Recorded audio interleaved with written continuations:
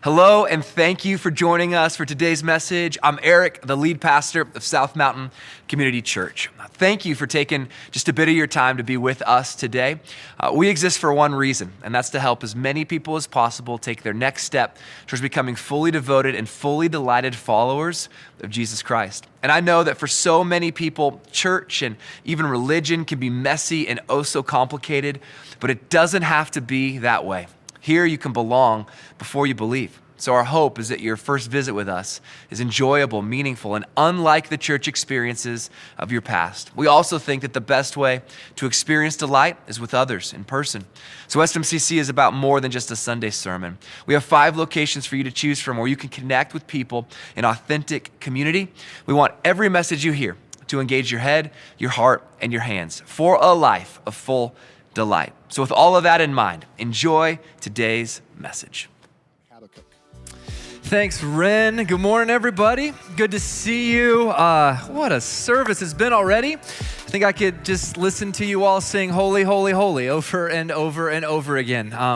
It's so encouraging to me. More than that, I know it honors God. If we haven't met, I'm Eric. I get to serve as one of the pastors around here, and we have this phrase that Jesus is bigger than Sunday. And so whenever you're ready to take a next step beyond Sunday, I just want you to know you are invited to do that. I hope to see you Wednesday, actually, right here. I mean, this place is going to be packed. Women's ministry, men's ministry, things for kids. Jesus doesn't take the summer off, and so we don't take the summer off when it comes to walking with him. And so I hope you'll be here for our summer series. Now, today's message is titled this: It Will Be Worth the Wait. It'll be worth the wait. And just to try something for fun, turn to the person next to you and just tell them, it'll be worth the wait. Go ahead, tell them. It will be worth the wait. You're like, what will be worth the wait? Yeah, glad you're here. We'll get there. Now, I want to start with a pop quiz this morning. I'm going to put something on the screen, and I'm wondering if you know what this is. Take a look at this. Those 3 little dots right there. Do you guys know what those 3 little dots are officially called? Anybody? I think I heard it. Yeah, that's like the academic version. I just call it the typing awareness indicator, okay? Or the other name for them is the dread dots, the anxiety dots, okay? The worry circles. Whatever you want to call them. If you don't know what these are, this is what pops up if you're an iPhone user. This is what pops up when someone is typing back to you. This was released in 2015 with an update of the iPhone, and ever since then, it's produced worry and anxiety and dread in people who have seen this. I don't know if you've ever been in a moment and you text somebody and then the dots pop up and you're like, cool, I wonder what they're going to say. And then the dots go away and you're like, what happened? And then the dots come back. You're like, all right, I'm ready to wait. What are they going to? And then they go away. And you're like, I don't know that I'm this difficult for you. Can you please just respond? You know, how long does it take? What are they trying to say? Do they have to say it in just the right way because they're nervous about how I'm going to read it? You know, why the dots? And then you go to write back and you're like, oh no, are my dots showing up on their phone? I better hurry up and get this out. Oh no, and you just get worried. I mean, they're called the dread dots. And I just have a question for you as we begin. Do you hate to wait? I hate to wait for the dread dots. I'm like, come on, send it already. Get on with it. What is taking so long? Do you hate to wait?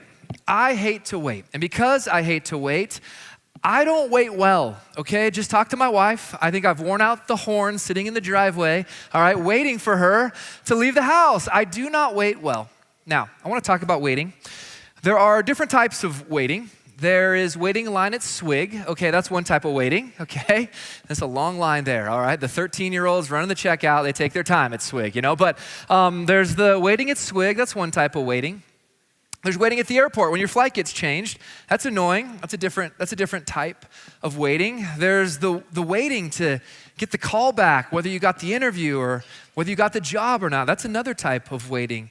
My wife and I last year went through some medical complications. It involved her, and I remember just waiting for the call with the results of some tests and an MRI. You know, that was a different type of waiting. There's lots of different types of waiting. And I would guess in a room this full of people that some of us are in a season of waiting. And if you hate to wait, like me, you're in good company. Waiting is very difficult. Waiting can be incredibly uncomfortable.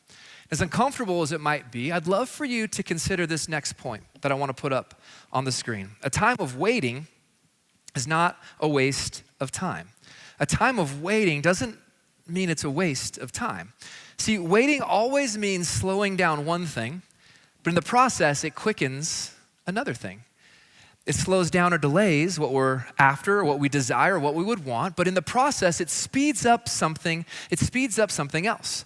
So maybe you're in a season where you're wanting something, you're desiring something, you are just waiting for that thing to come, and it's slowed down, or it seems canceled, or it seems delayed for some reason.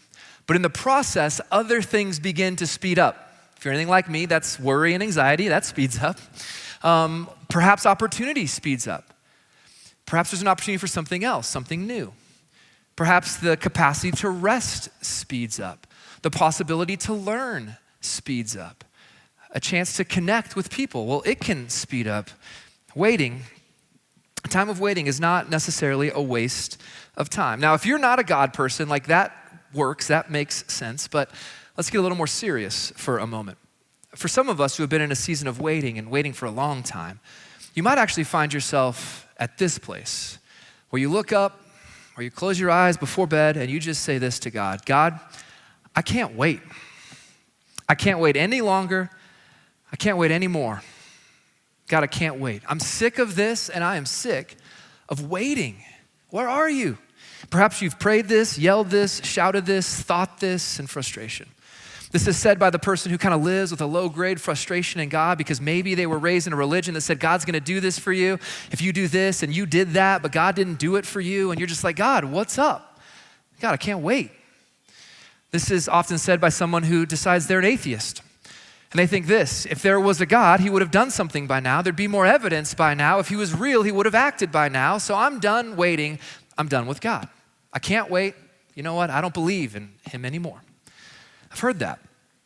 This is also said or prayed by someone who's a mature Jesus follower, someone who has the capacity to lament, to bring their grief to God, and to say, God, I just can't wait.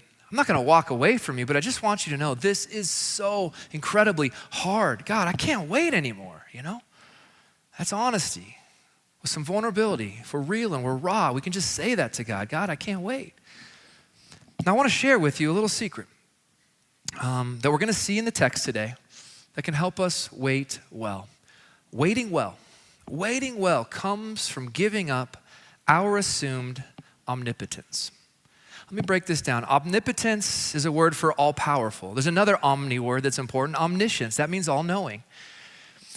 Somehow we have assumed that we're all-knowing and we are all-powerful, and therefore, if we were in charge, we would have fixed it all by now. But the moment we give up this idea that we're all-knowing or all-powerful, we can sit back and say, there's something bigger than me going on. And perhaps I need to wait. Now, this idea, if you're not a God person, it can bring peace, it can bring patience into your life. But if you are a Jesus follower, giving up assumed omniscience and assumed omnipotence can bring you to a place where ecstatic celebration grows and where unexpected delight can be cultivated. And I would love to show you that now because you're gonna go through seasons of waiting. Let's learn how to wait well. Last week we started a series in an Old Testament book. It's very small, it's very hard to find in the Bible, and it's called Habakkuk. It gets its name from the main character, the person that communicated this book to us. His name's Habakkuk. His name means to wrestle. And last week we left off with Habakkuk wrestling with God, and we asked the question, why would God keep this in the Bible? It's kind of bad press, you know? Why would he include this? Because it's okay to wrestle with God. I know there's some wrestlers in the room. Habakkuk means to wrestle. I'll tell you a story about my own wrestling in just a little bit. We left off with him wrestling last week, and we said this, it's okay to wrestle with God because as you do, you are still in his hands. So we've been studying Habakkuk. We're in week 2. It's just 3 chapters, so we're gonna study the whole thing together. We're learning what it looks like to lament, to bring our complaints before God. Today we're gonna learn what it looks like to wait for God. And in the process, we're gonna learn about what God's gonna do with evil in the future. That he sees all injustice. And when it looks like it's unanswered, we can be certain God will answer it. He will answer evil. He will give an answer to evil. Now, as a way of review, if you don't know much about Habakkuk, here's what we know about him. Habakkuk lived in Jerusalem. He was in the southern kingdom of Judah. He lived about 600 years before Jesus. His book is called a minor prophet. He's considered a minor prophet, not that he wasn't a big deal. He was a big deal, but his book is just very small, okay? So Isaiah, Jeremiah, Ezekiel, very long books in the Old Testament. Habakkuk is with, Haggai, Zechariah, Nehemiah, in that section, Malachi, not Malachi, okay, Malachi. He's in that section just because his work is smaller. He was a big deal, but his work was smaller. Best we know, he was a temple musician. Habakkuk was a worship leader, okay? Don't think skinny jeans, beards, and beanies, okay? Not that type of worship leader, a different type of worship leader. He led people in song. We'll see that in week 3 as there's some musical notes inside of the chapter. It's very, very cool. It was 600 years before Jesus, like I said, and it is months away from the big bad Babylonians coming into town and ransacking the southern kingdom. So this is a very tense time, and Habakkuk has looked around, he's looked at the group of people that he's leading, he's looked at the culture, and he's just seen the deterioration. Things are wicked, things are dark, things are rough. And most prophets take a message from God and deliver it to the people, okay? I don't know, God's not like right there, but I just did that for effect. Habakkuk's a little bit different. He's looked at all these seeds, he's looked at what the people are going through, and he takes his plea to God. So it's not God through Habakkuk to the people, it's Habakkuk going before God with his plea on behalf of the people. That's why this series is called Habakkuk, the prophet's plea. And what was his plea? I think we could sum it up like this. It's, God, I can't wait anymore. God, how long? That was a phrase in chapter 1. How long, God? How long, God? How long? If you've been in a season of waiting, you've probably prayed that. God, how long? So we left off at the end of chapter 1 with Habakkuk's second complaint. Chapter 1 includes his first complaint, God, how long? And it includes God's response to his first complaint. And God's response is that he's going to use the Babylonians to bring Israel to their knees. To which Habakkuk says, you've got to be kidding me, God. I don't like your method. I don't like your timing. I don't like your ways, okay? Maybe that sounds familiar. Maybe you've thought that before. You're going to use the Babylonians. They are more wicked and evil than us. How is this possible? That's where we left off chapter 1. It was an uncomfortable end last week to the message, but let's peek into chapter 2. We're going to study every verse in it. Chapter 2, verse 1 begins like this. Here's Habakkuk speaking. He says, I will stand at my watch and I will station myself on the ramparts. I will look to see what he will say to me and what answer I am to give to this complaint. One of the reasons I love the book of Habakkuk is because I think wrestling with God is a bit of a lost art in churches that are like happy, clappy, smile their way through the service. We're going to do a series on the Old Testament book of Lamentations, a book all about lament. We're going to do a series on grief later this fall. I think it's so important to develop the capacity to grieve, and the Bible knows all about that. I'm so grateful for that. Here Habakkuk is saying something very important. He's using some ancient imagery to say it. The rampart was the wall that went around a fortified city. And the watchtower, of course, was the tower. And there would be lookouts who would stand on the tower and they would look out. And of course they would look because they could see the advancing army. They could see any attack. They could warn the people, summon the troops, and prepare for what was to come. Habakkuk, I think with a bit of a bad attitude, takes this posture and is saying this: God, I'm going to get on the tower, but I'm going to watch for you. Because I've been watching for a while and there's no dust cloud on the horizon. There's no sign of movement, no sign of action. God, where are you? This is real wrestling. Once again, his name means to wrestle. I grew up with fake wrestling. I was a big fan of WWF. I don't know if there's any fake wrestling fans in the room. My parents were always like, Eric, that's fake. Why do you watch that garbage? I'm like, no, it's real. They're like, no, it's for entertainment. It's for show. It's staged. And it is. I hate to break it to you. Habakkuk's not staged. This is not for show. This is not for entertainment value. He is honestly wrestling with God, the person of God, a follower of God, someone who trusts God, but someone who is wrestling. He's saying, God, I'm going to stand on the tower. I am going to watch for you. I'm waiting. God, where are you? And I don't know what Habakkuk is expecting in return. He might be expecting God to say something like this: Habakkuk, my bad. Busy week. I'm getting around to it. I know you know all things, Habakkuk. I know you're omniscient. You're omnipotent. Lord Habakkuk, I'm about to do whatever you ask, you know? That's probably what Habakkuk would have wanted. At least it's what I would want when I'm in those moments of waiting. But that is not God's response at all. You guys ready for God's response to Habakkuk? Here it is. Verse 2 now. Then the Lord replied, write down the revelation. Another way to say, write down what I'm about to communicate. It's going to be helpful for all people. Write down the revelation and make it plain on tablets so that a herald may run with it. A herald may run with it was an ancient way of saying repost it, reshare it, tweet it in all caps. This is a big deal. A herald would, of course, run with a message, take it ahead of the people that were coming, spread the word, if you will. God's saying this is going to be oh so important. And Habakkuk's probably like, finally, God, what are you about to do? Because I know people who will run with the message. I will retweet this. I will reshare this. God, what is it? I'm finally ready. I've been watching, God, I've been waiting. For the revelation awaits an appointed time. It speaks of the end and will not prove false. Though it linger, wait for it. Though it linger, wait for it. There's a memory verse for you. God, I can't wait any longer. Habakkuk 2, verse 2. Though it linger, wait for it. Verse 2 and 3. It will certainly come and will not delay. He's telling Habakkuk, what you are after, what you are longing for, it will come. But you're going to need to wait for it. It will come at the appointed time. It'll come at the perfect time. The end that you desire, it is on the horizon. But Habakkuk, you're going to need to wait. Though it linger, you are going to need to be patient. It will be perfect because I am perfect. This is who God is. But it's going to require some waiting. That is hard to hear, isn't it? That is difficult. Though it linger, wait for it still.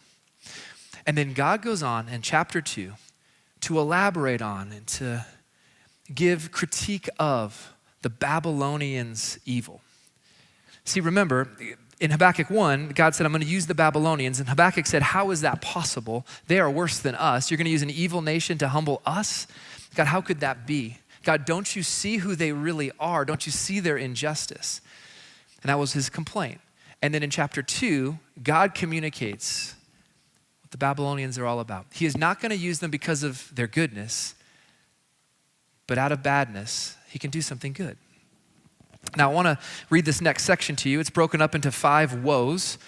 This is God's critique, God's judgment of the Babylonians. He sees it all. I want to read that to you, but I want to remind you of something. We covered it last week.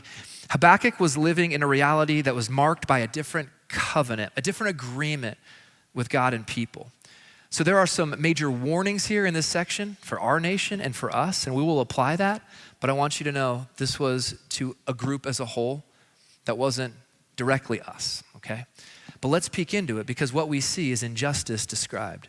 And this is important because it tells us that God sees injustice. So let's look at these woes together. Habakkuk chapter 2, verse 4. I'm going to read all the way to 19 because I want you to get the flow. I want you to get the punch of this. This is God responding to someone who says, don't you see injustice? God sees it. See, the enemy is puffed up. He's talking about the enemy now. He's talking about the Babylonians. His desires are not upright, but the righteous person will live by his faithfulness. I love this little line. The righteous will live by faith. This is a truth that's woven throughout all of the Bible, Old Testament and New Testament. It goes on to say, this is what this truth means, that righteousness is not something we perform our way into and achieve. Righteousness is something we receive by faith. The moment we trust Jesus, righteousness imputed, gifted to us. That is all throughout the Bible. We see it buried here in this small minor prophet, Habakkuk chapter 2. It's so cool. I love the way the Bible connects like that. Verse 5, indeed, wine betrays him. He is arrogant and never at rest because he is as greedy as the grave. And like death is never satisfied, he gathers to himself all the nations and takes captive all the peoples. That's like the intro to God's critique of Babylon. I know who they are. I see what they're doing. This is who they are. And here come 5 woes. We could count them. Well, not all of them taunt him with ridicule and scorn, saying, woe to him who piles up stolen goods and makes himself wealthy by extortion. How long must this go on? Will not your creditors suddenly arise? Will not they wake up and make you tremble? Then you will become their prey, because you, this is speaking to Babylon, have plundered many nations. The peoples who are left will plunder you. For you have shed human blood, you have destroyed lands and cities and everyone in them. Justice is coming for Babylon. People will be looking to Babylon and saying, here it comes. Here's your justice. Okay, that's the first woe. Here comes the second woe. Woe to him who builds his house by unjust gain, setting his nest on high to escape the clutches of ruin. You have plotted the ruin of many peoples, shaming your own house and fortifying your life. The stones of the wall will cry out. The beams of the woodwork will echo it. Once again, a poetic way of saying judgment is coming to the people who need to be judged. Because how you have done it is through unjust means. The injustice I see in your nation will be answered. You'll be judged. That's the second woe. Here comes the third. Woe to him who builds a city with bloodshed and establishes a town by injustice. Has not the Lord Almighty determined that the people's labor is only fuel for the fire, that the nations exhaust themselves for nothing? For the earth will be filled with the knowledge of the glory of the Lord as the waters cover the sea. God is going to act. People are going to see it. Remember, this is just months before the Babylonians would invade. This would be a helpful message when people are thinking, God, I just can't wait anymore. God, where are you? God's saying, I see it. I will respond. The fourth woe. Woe to him who gives drink to his neighbors, pouring from it the wineskin till they are drunk, so that he can gaze on their naked bodies. You will be filled with shame instead of glory. Now it's your turn. Drink and let your nakedness be exposed. The cup from the Lord's right hand is coming around to you, and disgrace will cover your glory. We will circle back to this cup, but throughout the Bible, the cup is symbolic of something being poured out on someone in a good way or as judgment. Something that you would not want to have poured out upon you. That's the fourth woe. The violence you have done to Lebanon will overwhelm you, and your destruction of animals will terrify you, for you have shed human blood, you have destroyed lands and cities, and everyone in them. Of what value is an idol carved by a craftsman, or an image that teaches lies? For the one who makes its trust in his own creation, he makes idols that cannot speak. You're like, Eric, very chipper passage you chose for this weekend. I wanted to barbecue hot dogs this evening. What's up with Habakkuk 2, you know? This is important. Here comes the fifth and final woe. Woe to him who says to wood, come to life, or to lifeless stone, wake up. Can it give guidance? It's covered with gold and silver. There is no breath in it. We will pause there. There's one more verse in chapter 2. We will come to it in a moment. God is saying, I've seen it all, Habakkuk. Because remember, Habakkuk was saying, God, don't you see it? Aren't you aware? And God's response is, I am more aware than you even know. Habakkuk's complaint about Babylon's about this long. God's response about what he knows about Babylon's about this long. Over twice as much. God sees injustice. Now, if we just pause there for a moment, this is rather comforting because it tells us something about God's character. He sees what's going on today. He sees what's going on with you. If you've experienced the unjust behavior of another, if you've been hurt or harmed by someone's injustice, God sees it. God sees it. He knows. Perhaps you've been in a situation where someone took something from you and they should have given it back to you. That would have been the right thing to do, but perhaps they're never going to do that. And you're wondering, is there any recourse for them? Will they be held accountable? Does anybody see it, or is it just me? This tells us that God sees it. He sees injustice. Perhaps there's an ex who just has their claws in you, and they've been bad, they've been nasty to you, and you're wondering, is there anybody who sees it? Will anything be done? God sees it. He sees injustice. Maybe you've been stuck with the bill because someone else's lawyers are very good and you're thinking, I have to pay for this. This is wrong. I don't want to, but why do I have to? He sees it. And in the gap between the courts fulfilling justice and God fulfilling justice, here we are sitting and waiting. Does he see it? Habakkuk 2 tells us absolutely he does. If we were to sum up this type of justice, these 5 woes, we could sum them up like this. Justice is coming. Justice is coming. The arrogant and greedy will be taunted. The thieves will be plundered. The unjust builders will be ruined. The abusers will be avenged. The idolatrous will be abandoned by their gods. Those are the 5 woes summed up.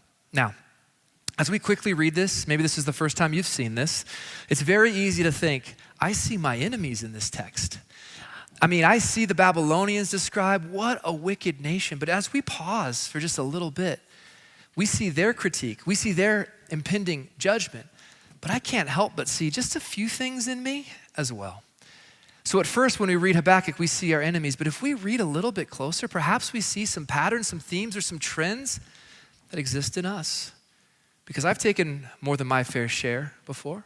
I've used people to get ahead. I've worshiped other gods as the greatest, the highest name above me. Perhaps you've done the same. And there's a warning here that we should be so careful about. But more than that, there's a truth in the New Testament that spans across the Bible, but includes us today. A timeless truth. The Apostle Paul says it like this: there is no one righteous, not even one. There is no one who understands. There is no one who seeks God. Some of the behaviors that we see described in Habakkuk 2 about the Babylonians are the behaviors we've seen in our very lives as well. And it's very easy to read Habakkuk 2 and say, God, go get them. Get them for that. But what do we say when that shows up in us? This is why justice is very satisfying, but very sobering. Let me talk about both for a moment.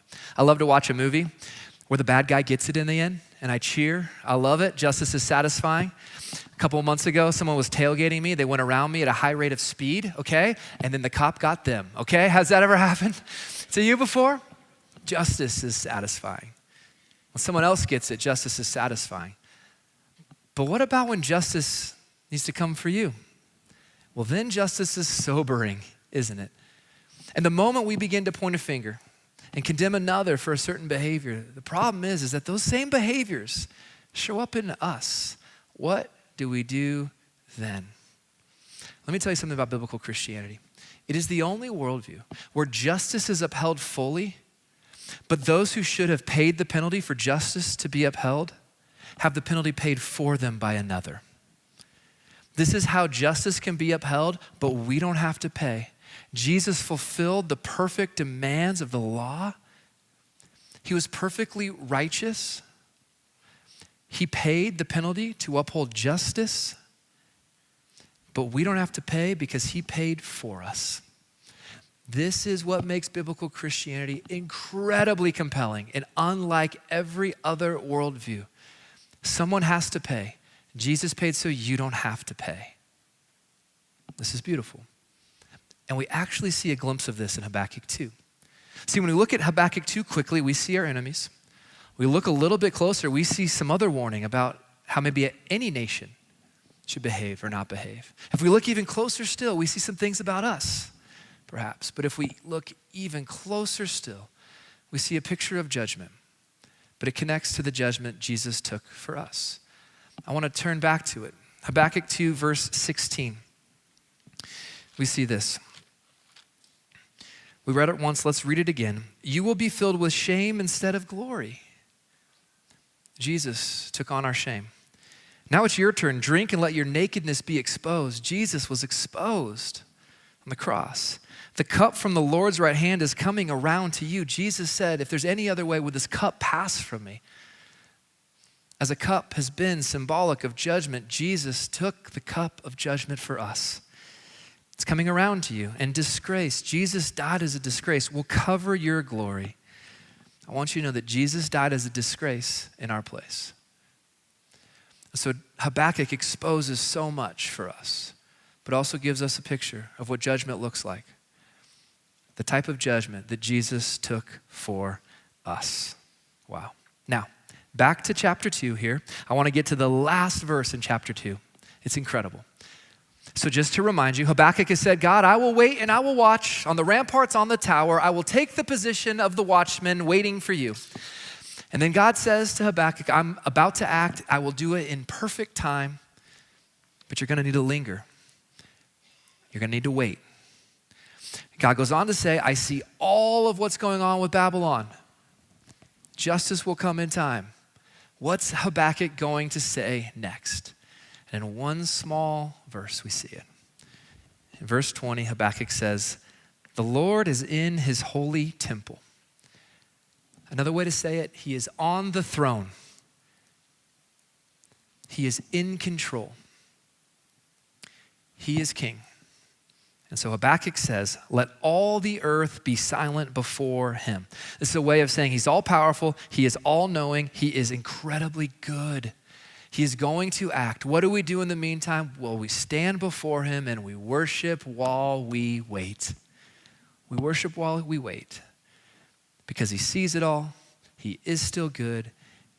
His methods, his timing, it's perfection. He will dole out justice and penalty in time. And in the meantime, we wait. To which you might say, Eric, that sounds great, but why?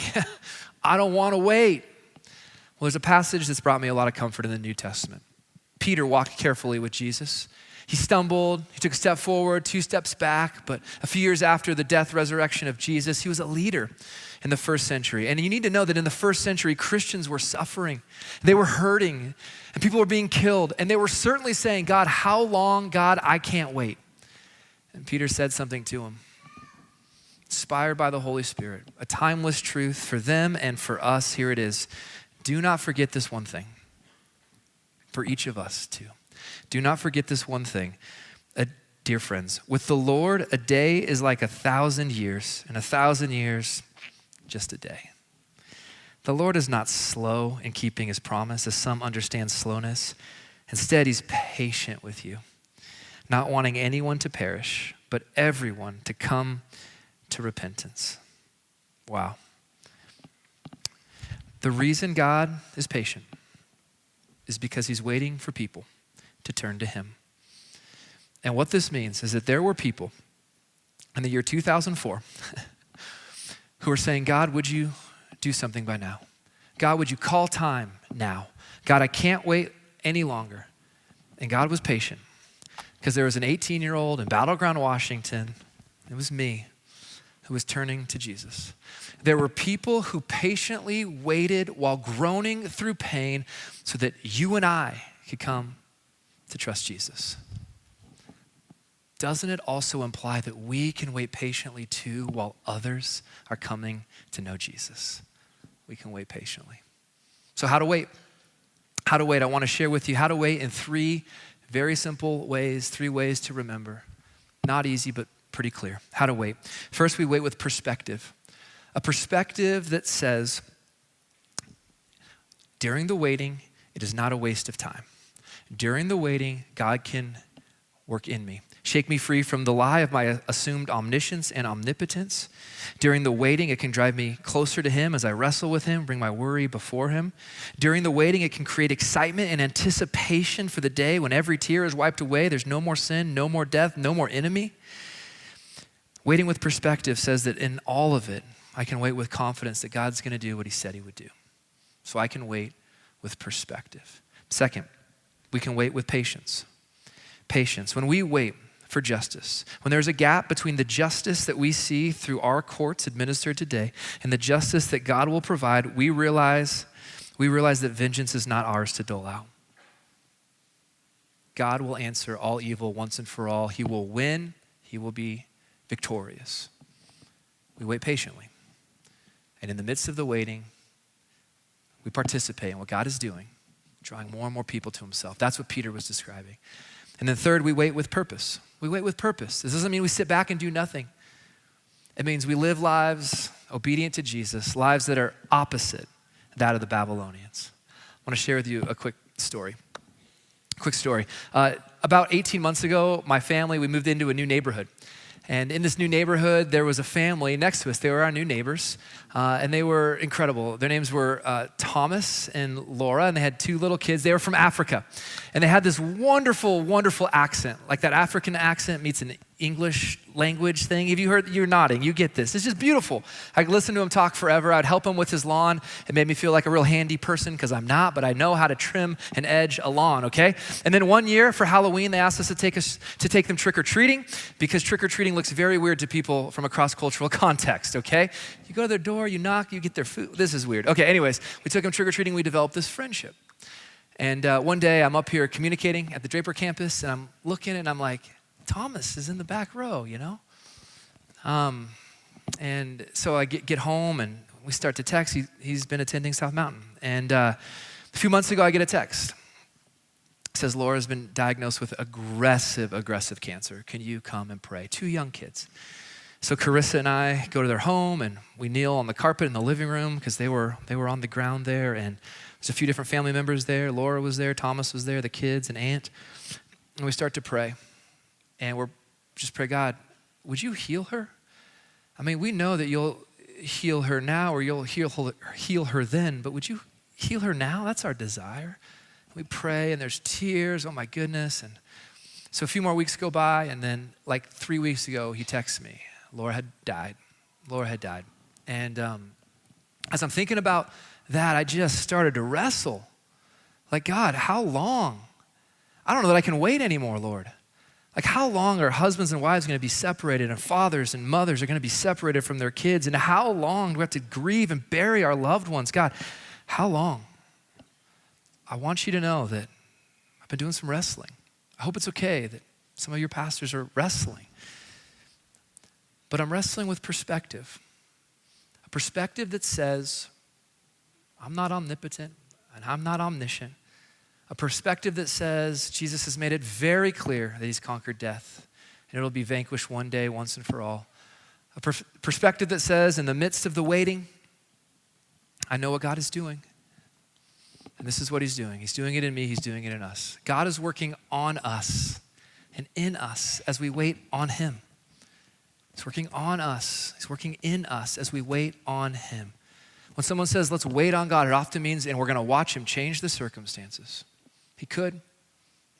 But more than that, he will change us. And in time, justice will be administered. The king will reign supreme. I can't wait for that day. So some of you are waiting. You've been grieving and it's not going away. You've been worrying and it's not going away. You've been sick and it's not going away. You've been hurting and it's not going away. And you're wondering, Eric, how long will I wait? Here's my answer. I don't know how long, but it won't be forever. Psalm 30 says it like this. Weeping may stay for the night. It's going to be a while. There's going to be some weeping. It'll stay for the night, but rejoicing comes in the morning. There will be a day that we wake up on a brand new day with Jesus, and there will be no more mourning on that day. I don't know how long we'll wait, but it won't be forever. You turn my wailing into dancing. You remove my sackcloth and clothe me with joy. The bottom line of today is this. It'll be worth the wait. It'll be worth the wait. I want to illustrate it in a quick way. Imagine you have a friend who's never been to Utah. They've only been raised in the big city. Lights and sounds, and they've never seen the night sky. They've never seen a Utah sunset, a southern Utah sunset. It's beautiful. Imagine they're coming to visit, and they say, I just want to see big sky. I just want to see the stars, perhaps the Milky Way, the northern lights. We saw those recently. And so they show up, and you guys are taking a trip south. And they're like, I can't wait. You say, just wait. It's 2 p.m. They're like, I can't wait to see this. And you're like, just wait. Every sunset they've seen has been polluted by a big city. Just wait. And as the sun begins to set, the orange and pink hues emerge. What do they say to you? You're right. It was worth the wait. They've never seen a Utah sunrise. You say, wait till you see that. And they say, I can't wait because I bet it'll be worth the wait. Guys, it'll be worth the wait. To keep wrestling, to keep weeping, to keep struggling, but to keep waiting. To do what Habakkuk said. Stand before our King, worshiping while we're waiting. So God, I can't wait can be said out of frustration, but it can also be said another way, out of expectation. God, the Bible makes it clear what you're going to do. Weeping removed, mourning removed, rejoicing and dancing. Now we can say it a little bit differently. God, I can't wait for that. God, I just can't wait. I'm so excited for what's to come. I want to pray with us, and then we'll sing a song that will allow us to respond. Let's pray. Jesus, there are times where I am just so sick and tired of death and loss and pain and tears and disease and sickness. God, thank you that you would include Habakkuk in the Bible as an invitation to wrestle and to weep, to be frustrated. God, this is a place where it's okay to lament all that we see. You invite it. And may we know that as we wrestle with you, we are still in your hands. May we know that someday you will bring justice to this world, heal all things, renew all things. And then on that day, there'll just be rejoicing with you and your people. We can't wait. It'll be worth the wait. And while we wait, God, help us wait with perspective, with patience, with purpose. Help us worship as we wait. It's in your name we pray. Amen. Thank you so much for joining us for today's message and trusting us with your time. If you'd like to connect with one of our pastors or staff, you can easily do that by visiting smccutah.org/connect. When you fill out that quick form, they will get back to you within a few days and be able to connect with you. As well, if you'd like to know more about taking a next step at SMCC, you can easily look at what next steps we have by visiting smccutah.org/next steps. And lastly, if you found today's message both hopeful and helpful, I would encourage you to do maybe one of two things. First, you can share this message with someone that would find it helpful. And you can also choose to partner with us financially so that more people can see messages like this. You can find more information on what that looks like by visiting smccutah.org/give. Again, thank you for joining us today, and I hope to see you at one of our locations soon.